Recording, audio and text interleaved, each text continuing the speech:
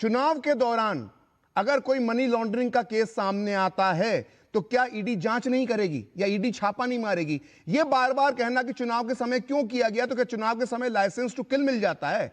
क्या चुनाव हो रहे हैं किसी राज्य में तो ममता बनर्जी को सब कुछ करने का अधिकार मिल जाएगा और कोई उन्हें रोकने के लिए आएगा तो वो ये कहेंगे कि नहीं, ये तो चुनाव चल रहा है इसलिए मेरे खिलाफ हो रहा है? खैर, हमारे साथ बहुत देर से संजय चड्ढा जी सारी बातें सुन रहे हैं। ठीक है, इन लोग बोल रहे गोवा चुनाव के टाइम आपकी नहीं। ठीक है संजय चड्ढा जी 2-3 बातें स्पष्ट कीजिए। आपने बहुत देर, करीब करीब 30 मिनट सभी को सुन लिया और आपने जो सबसे पहला बयान आपने सुना होगा भास्कर जी का, वो कह रहे थे कि कोई ईडी की जो है वो एक तरह से जीत नहीं है, जो आज की टिप्पणियों से जो बात निकलकर जो बीजेपी जिस तरह से पेश कर रही है।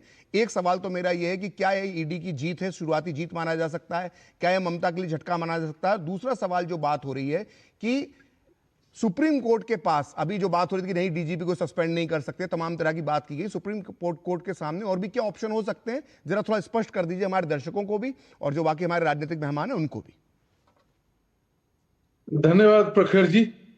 सबसे बड़ी बात जो मैं आपके माध्यम से बताना चाहता हूं, चाहे बंगाल हो, बिहार हो या कोई भी राज्य हो, ये हर राज्य की जो सरकार है उसकी ये व्यवस्था है हमारे कानून में, कॉन्स्टिट्यूशन में, टू एड एंड असिस्ट, शब्द याद करिए, aid and assist the central agencies. जो सेंट्रल एजेंसीज हैं जिसमें सीबीआई, ईडी या अन्य जो भी एजेंसीज हैं, वो अगर किसी भी प्रकार से किसी कार्य के लिए आपके राज्य में कोई इन्वेस्टिगेशन कर रहे हैं तो राज्य सरकार की ये व्यवस्था है कि राज्य सरकार को उनकी मदद करनी है, एड एंड असिस्ट करना। ये एक पृष्ठभूमि है जी। और यहां के तथ्य जो यहां पे बंगाल में हुआ, ये मुझे बताने की आवश्यकता नहीं है, सबको मालूम है, टेलीविजन पे लाइव भी आए।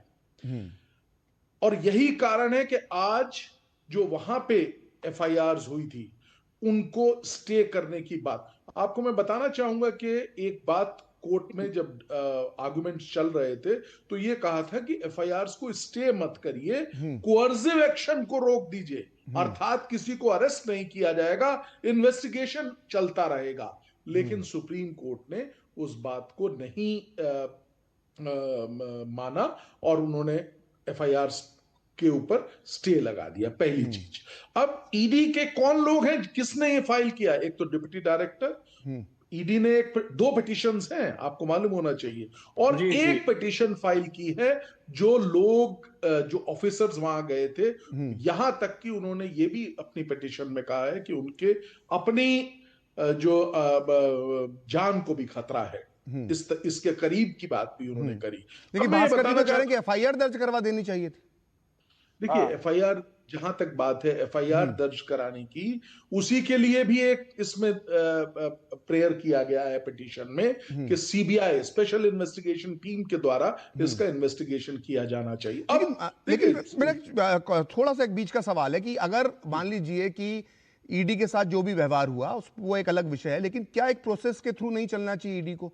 क्या पहले एफआईआर दर्ज करवा के, जो बार बार बात जो भास्कर जी कह रहे हैं कि पहले एफआईआर दर्ज करवाएं, ठीक है, अगर ये स्पष्ट है कि डीजीपी साथ में, पुलिस कमिश्नर साथ में, टीएमसी की सरकार है, तो जाहिर तौर पर एफआईआर को लेकर एक अलग स्थिति बन सकती है। ये ईडी भी समझ रहे हैं और कोई भी समझदार आदमी इस बात को समझता है।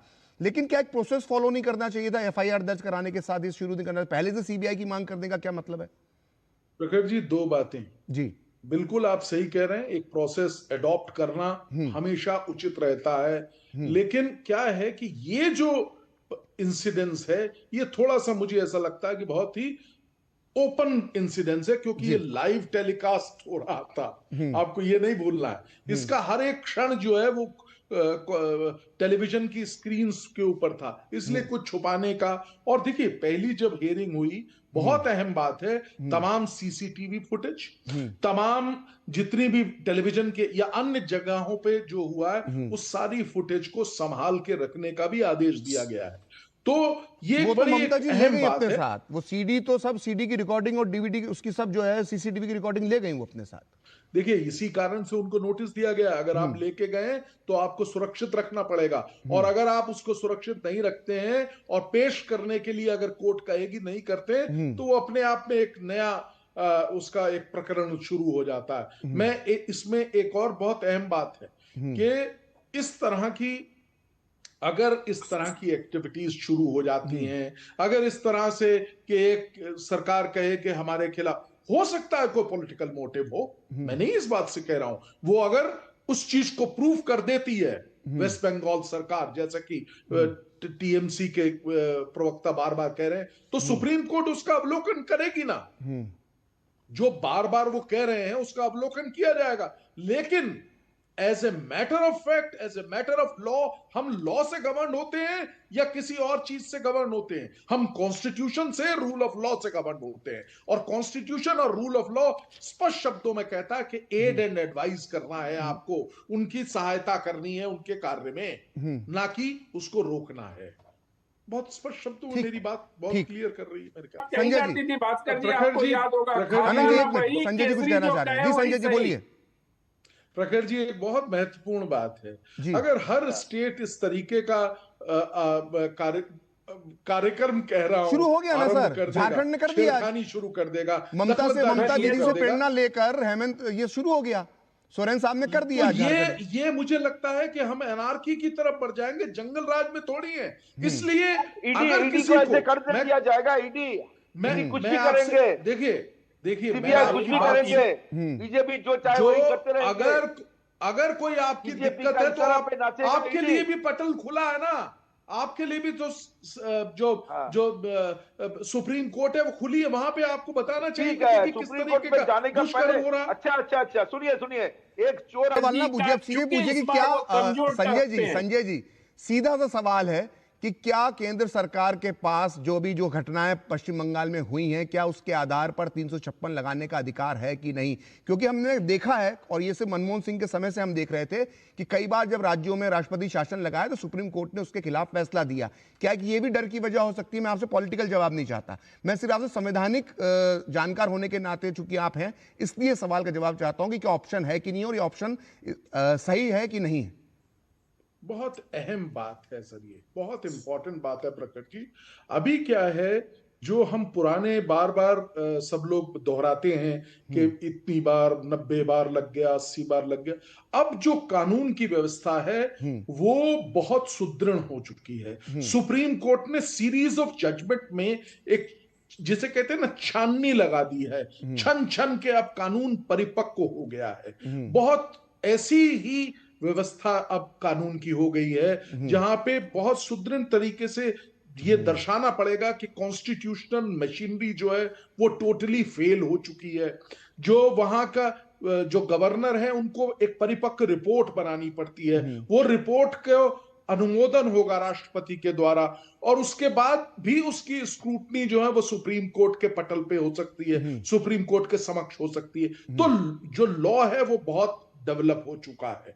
इट इज वेरी डिफिकल्ट, क्योंकि सुप्रीम कोर्ट ने अपने कई जजमेंट्स में कहा है कि जो सरकार व्यक्तियों के द्वारा, डेमोक्रेसी के द्वारा बनी है वो सबसे मजबूत है, उसको छेड़ना बहुत बहुत मुश्किल है। लेकिन साथ ही 356 का प्रोविजन है जो स्पष्ट रूप से बताता है कि जहां पे कॉन्स्टिट्यूशनल मशीनरी जो है वो फेल हो चुकी है, वहां पे आप लगाएंगे राष्ट्रपति शासन, क्योंकि ऐसी परिस्थिति में जो दी हुई सरकार है वो उसका काम सारा जो है केंद्र सरकार करेगी। तो अपने आप में एक बड़ा कठिन काम है लगाना।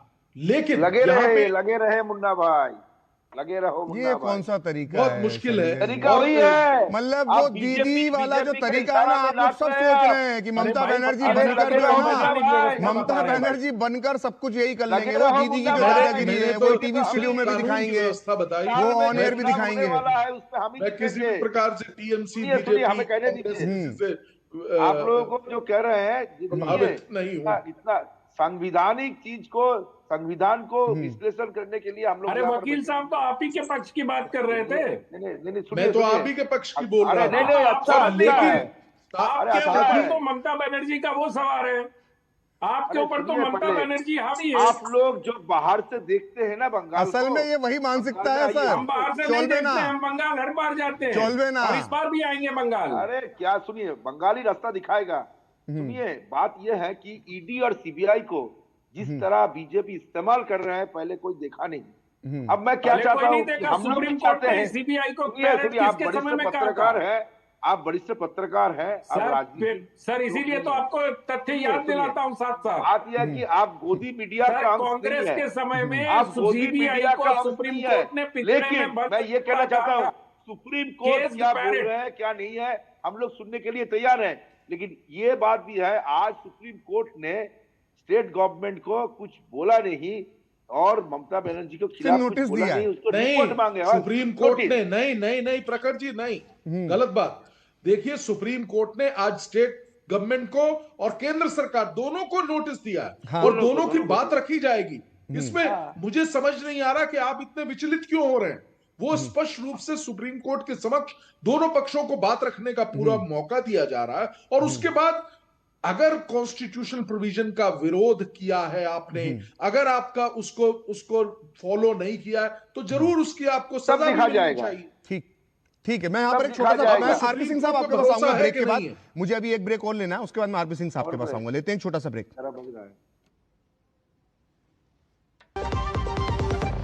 जब सूर्य अपनी दिशा बदलता है